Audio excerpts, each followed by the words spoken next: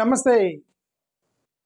భోపాల్‌లో students Vellore institute of technology Bhopal క్యాంపస్‌లో students తిరుగుబాటు ఒక ఉద్యమం తీసుకొస్తున్నారు. భోపాల్ వెల్లూరు ఇన్‌స్టిట్యూట్ ఆఫ్ టెక్నాలజీలో ఎందుకు తిరగబడ్డారంటే 25, 26 ఆ మధ్యలో 24 నుంచి 33 మంది విద్యార్థులకి జాండీస్ వచ్చాయట. ఎంతమందికి? 30 మంది, అంటే అప్రాక్సిమేట్, అంటే ఒకే క్యాంపస్లో ఒకే టైంలో ఒక 2 రోజుల టైంలో 30 మందికి జాండీస్ వచ్చాయంటండి. వెల్లూరు ఇన్స్టిట్యూట్ ఆఫ్ టెక్నాలజీ ఏదో నార్మల్ గురుకుల పాఠశాల లేదంటే చిన్నపిల్లల యొక్క ఎస్సీ ఎస్టీ హాస్టల్స్ కాదు. వెల్లూరు విఐటి భోపాల్ క్యాంపస్లో 30 మందికి జాండీస్ వచ్చాయి. 30 మందికి జాండీస్ వస్తాయి. జాండీస్ ఎందుకు వస్తాయి మీకు తెలుసు కదా. కంటామినేటెడ్ వాటర్ ట్యాంకులు క్లీన్ చేయకపోతే దాంట్లో వాటర్ తాగితే వాళ్ళకు వచ్చినటువంటి jaundice. Contaminated water, unhygienic food, లేదంటే ఇంకా హాస్టల్ యొక్క అట్మాస్ఫియర్ అంతా కూడా అన్హైజీనిక్ ఉండొచ్చు. పూర్ హాస్టల్ హైజీన్ కండిషన్ ఉంటే ఇది జాండీస్. ఏ రీజన్ అయినా సరే, food or water or from air. I don't know air నుంచి జాండీస్ వస్తుందో లేదు తెలుసు, but food and water definitely it causes jaundice. Okay, సరే, వాళ్ళకి 20-30 మందికి జాండీస్ వచ్చాయి. పిల్లలందరూ వెళ్ళి చాలా పీస్ఫుల్గా, స్టూడెంట్స్ జనరల్గా వాళ్ళు ఉద్యమాలు చేస్తారు. ఇప్పుడు వచ్చినప్పుడు స్టూడెంట్స్ ఉద్యమాలు చేస్తారు. స్టూడెంట్స్ అక్కడ ఉద్యమం చేస్తుంటే హాస్టల్ స్టాఫ్, ఫ్యాకల్టీ వెళ్ళి పిల్లల్ని కొట్టారట. అర్థమవుతుందా? The students were beaten by the hostel staff and the faculty because they are protesting. Why they're protesting? Because 20 to 30 students, they were attacked by jaundice. Students కొట్టారట. Students కొడితే ఎలా ఉండేది? విప్లవం వచ్చేసింది. అక్కడ తిరుగుబాటు వచ్చింది. భోపాల్ విఐటి యూనివర్సిటీలో ఇప్పుడు స్టూడెంట్స్ ధర్నా చేస్తారు. 12,000 మంది స్టూడెంట్స్ ఉంటే క్యాంపస్లో 4,000 మంది స్టూడెంట్స్ వచ్చి రోడ్డు మీద పడ్డారు. ఇప్పుడు 4,000 మంది, 20 మంది 30 మందికి జాండీస్ వస్తే వాళ్ళు ఏదో ధర్నా చేస్తారని సైలెంట్గా ఉండాలి కదా. అటాక్ చేస్తారు. ఈ ఉత్తరప్రదేశ్ మధ్యప్రదేశ్ లాంటి ప్రదేశాల్లో వాళ్ళు చాలా ఈజీగా అటాక్ చేసేస్తారు. వాళ్ళకి ఈజీగా అటాక్ చేస్తారు, ఈజీగా వైలెన్స్లోకి దిగుతారు. ఇప్పుడు వైలెన్స్లోకి దిగారు కాబట్టి ఇప్పుడు అక్కడ ఇది జరిగింది. 12,000 మంది స్టూడెంట్స్లో 4,000 మంది స్టూడెంట్స్ వచ్చి రోడ్డున పడ్డారు ఇప్పుడు భోపాల్ యూనివర్సిటీలో. ఓకే, క్లాషెస్ అయినాయి, వెహికల్స్ని తగలబెట్టారు. అక్కడ ఛాన్సలర్ రెసిడెన్స్కి మొత్తం పగలగొట్టారు. వైస్ ఛాన్సలర్ రెసిడెన్స్ ఇల్లుని పగలగొట్టారు. క్యాంపస్లో దెబ్బకి యూనివర్సిటీలో సెలవు ఇచ్చారు. నవంబర్ 30వ తారీఖు వరకు సెలవులు. మొత్తం కాలేజీలు, హాస్టల్ మొత్తం మూసేసి పోలీస్ డిపార్ట్మెంట్ మొత్తం వచ్చి క్యాంపస్లో ఉన్నారు ఇప్పుడు భోపాల్ యూనివర్సిటీలో. ఎందుకంటే ఈ వైస్ ఛాన్సలర్ యూనివర్సిటీ ఇల్లు పగలగొట్టారు, తగలబెట్టేశారు మొత్తం.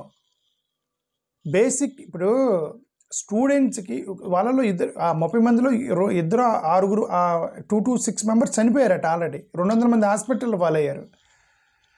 ఒక 30 మందికి జాండీస్ వస్తే 200 మందికి చిన్న చిన్న తలకాయ నొప్పి, కడుపుల నొప్పి హాస్పిటల్ అయితే 2-3 చనిపోయారు కూడా. Any hostel, it can be social welfare hostel or any hostel, right to basic safety is the fundamental right of a student. Right to basic safety in the hostel, because వాళ్ళ పేరెంట్స్ని, తల్లిదండ్రులని వదిలేసి మీ దగ్గరికి వస్తారు. మీరు ఇచ్చిన రూముల్లో ఉంటారు, మీరు పెట్టిన భోజనం తింటారు. తల్లిదండ్రులు ఎంత జాగ్రత్తగా వీళ్ళకి హెల్త్కి ఏమైద్దేమో, పిల్లలకు కడుపు నొప్పి వచ్చిద్దేమో అని తల్లి తండ్రి ఎంత జాగ్రత్త ఉంటారో అంత జాగ్రత్త హాస్టల్లో ఉంటారు. ఏదో వండి అవతల పడేస్తూ ఉంటారు. తింటే తినండి, లేకపోతే లేదని అంటూ. This right to basic safety is the fundamental right of A student. I don't know when these governments will understand that. We don't know. Moreover, VIT అంటే they pay very high fees. VITలో చదవాలంటే చాలా high fee ఉంటుంది. Fee తీసుకున్నప్పుడు there should not be any health risks, right? Clean water ఇవ్వాలి, clean food ఇవ్వాలి, non contaminated water submit చేయాలి. But after taking ఎన్ని డబ్బులు తీసుకున్న తర్వాత ఏమంటే రోగాలు వచ్చినాయి, జాండీస్ వచ్చినాయి అని చెప్పి పిల్లలకు వస్తే కొడతారా? కొట్టారు. అక్కడ అకౌంటబిలిటీ లేదు అని అర్థం. ద నెగ్లిజెన్సీ, అకౌంటబిలిటీ లేదు. 4,000 మంది స్టూడెంట్స్ ఇప్పుడు రోడ్డు మీద పడ్డారు, చనిపోయారని రూమర్ ఉంది.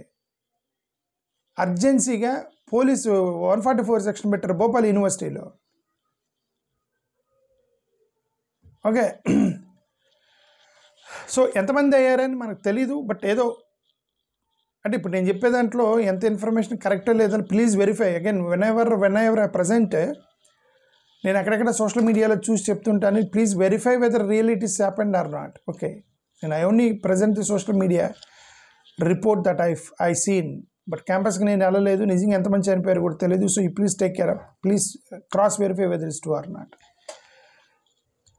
ఓకే, నా ఉద్దేశం ఏంటంటే ఒక ఎడ్యుకేషనల్ రిఫార్మ్స్ రావాలి, హాస్టల్స్లో ఎడ్యుకేషనల్ రిఫర్మేషన్ తీసుకురావాలి, ఒక రూల్స్ ఉండాలి అక్కడ హాస్టల్లో.